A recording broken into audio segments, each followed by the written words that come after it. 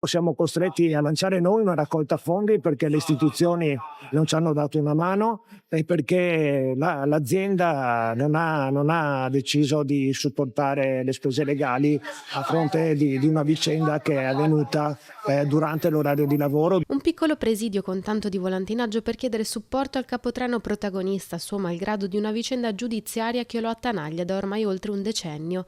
L'uomo era stato aggredito e poi denunciato da un passeggero estraneo ai fatti. L'episodio risale al 12 novembre del 2014, quando il capotreno era stato avvisato dai colleghi di un passeggero sprovvisto di biglietto. Una volta raggiunto e chiesto di mettersi in regola con il biglietto, l'uomo sarebbe andato in escandescenza.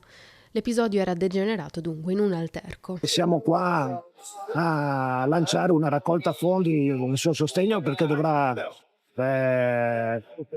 coprire delle spese legali che sono una cifra importante che si aggira su 15.000 euro. Dopo il silenzio, l'azione da parte dei sindacati per chiedere l'aiuto necessario a sostenere le spese legali. Abbiamo deciso coi colleghi di venire qua a volantinare e sensibilizzare anche i viaggiatori, perché questa è una persona riconosciuta e conosciuta dai suoi colleghi, ma anche dai viaggiatori con cui aveva un rapporto quotidiano.